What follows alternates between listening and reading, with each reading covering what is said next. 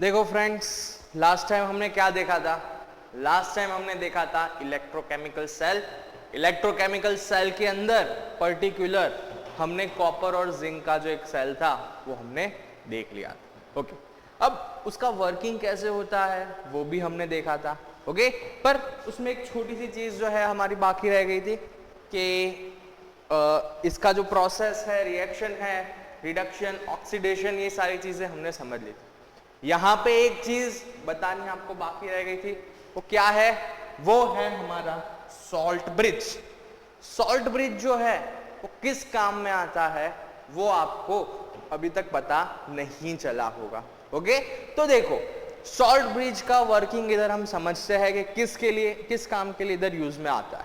Okay, तो देखो यहाँ पे क्या है, जिंक जो है जिंक 2+ में कन्वर्ट हो रहा है, यहाँ पे कॉपर 2+ जो है वो कॉपर के फॉर्म में कन्वर्ट हो रहा है। तो यहाँ पे एक जगह से इलेक्ट्रॉन निकल के दूसरी जगह जा रहे हैं, इस वजह से इधर करंट फ्लो हो रहा है। ओके, पर जब ये रिएक्शन होती जाएगी होती ही जाएगी, तब एक एंड ऐसा टाइम आ जाएगा कि यहाँ पे जो है जिंक, फॉर एग्जांपल यहाँ पे जो है कॉपर 2+ जो आयंस है वो खत्म हो गए।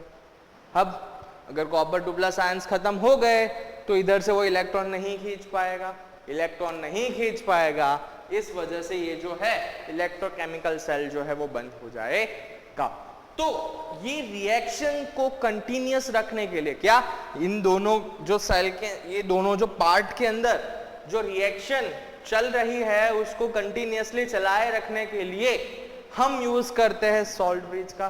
सॉल्ट ब्रिज क्या करेगा, इधर से कुछ आयन एक्सचेंज इधर कर देगा, इधर से कुछ आयन एक्सचेंज इधर कर देगा। ओके, तो सॉल्ट ब्रिज का सिंपल काम यही होता है, आयंस को एक दूसरे की तरफ एक्सचेंज करना, जिस वजह से इधर से ये इलेक्ट्रॉन फ्लोइंग जो है वो पॉसिबल हो सकता है। ओके, तो ये सिंपल हमारे सॉल्ट ब्रिज का जो वर्किंग है वो है। सॉल्ट ब्रिज के अंदर नाम से ही पता चलेगा कि एक ब्रिज जैसी एक चीज होगी जो कुछ ऐसे शेप की होगी, उसके अंदर सॉल्ट भरा जाएगा। ओके, एक सॉल्ट का एक सॉल्यूशन बना के उसके अंदर भर दिया जाएगा, तो पर्टिकुलर सॉल्ट ब्रिज इस यूज में आता है। ओके, तो इलेक्ट्रोकेमिकल सेल जो है वो हमने अच्छे से समझ लिया। अब इलेक्ट्रोकेमिकल सेल हमने समझा तो उसके अंदर एक और एक एनर्जी वर्क कर रही है कि जो इलेक्ट्रॉन को ट्रांसफर करने में हेल्प कर रही है, जो कि है गिब्स फ्री एनर्जी। कौन सी एनर्जी? गिब्स फ्री एनर्जी जो है वो वर्क कर रही है। तो गिब्स फ्री एनर्जी क्या है? तो भाई एक सिंपल एक एनर्जी है, वो किसके ऊपर बेस्ड है?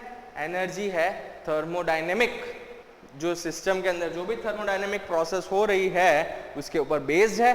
पर कैसे टाइम पे? जब भी प्रेशर और टेम्परेचर कांस्टेंट हो तब एक टाइप की एनर्जी जो वर्क कर रही है एक थर्मोडायनेमिक सिस्टम के अंदर, तो उसको मैं बोलूंगा Gibbs free energy. Okay, thermodynamic system के अंदर एक एनर्जी वर्क कर रही है, वो एनर्जी एक कांस्टेंट टेम्परेचर और कांस्टेंट प्रेशर के ऊपर वर्क कर रही है।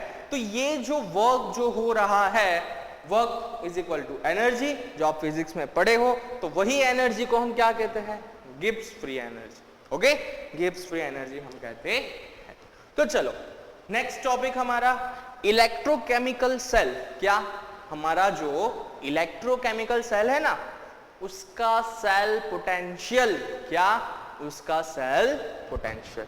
अब भाई सेल पोटेंशियल ये वर्ड आपको नया सुनने को मिल रहा है, इस टर्म को हम आगे अच्छे से डिफाइन करने वाले हैं, पर इधर शॉर्ट में मैं बताऊं तो सेल पोटेंशियल यानी कि सेल के दोनों एंड के बीच का, क्या कहेंगे? सेल के ये एंड और ये एंड, दोनों एंड के बीच में कितना पोटेंशियल डिफरेंस है उसको मैं कहूंगा सेल का पोटेंशियल डिफरेंस। क्या कहूंगा? सेल का पोटेंशियल डिफरेंस। आपने अब तक पोटेंशियल डिफरेंस के बारे में पढ़ा होगा, जिसको हम V से डिनोट करते हैं और उसका यूनिट वोल्ट जो है हम यूज करते हैं। ये आपने प्रीवियस क्लासेस में जो है वो आप पढ़ चुके हो कि पोटेंशियल डिफरेंस क्या होता है। ओके, तो work done per unit charge, जिसे हम सिंपली डिफाइन कर सकते हैं कि एक जो चार्ज जा रहा है वो कितना वर्क डन कर रहा है, उसका अमाउंट, उसका पोटेंशियल डिफरेंस। ओके, आपने कहीं पे ये चीज सुनी होगी, किसी बैटरी के ऊपर लिखा हुआ देखा होगा कि इतने वोल्ट की बैटरी है। जैसे कि आपने प्रोजेक्ट्स बनाया है तो उसमें एक 9 वॉट की फेमस बैटरी आती है, तो 9 वोल्ट क्या है, 9 वोल्ट, वो उसका पोटेंशियल डिफरेंस है।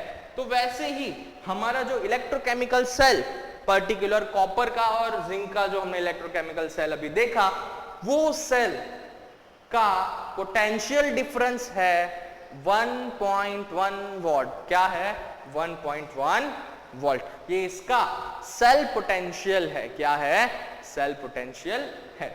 अब ये जो हमने इलेक्ट्रोकेमिकल सेल देखा वो भाई 3 नामों से पहचाना जाएगा। कितने नामों से, 3 नामों से।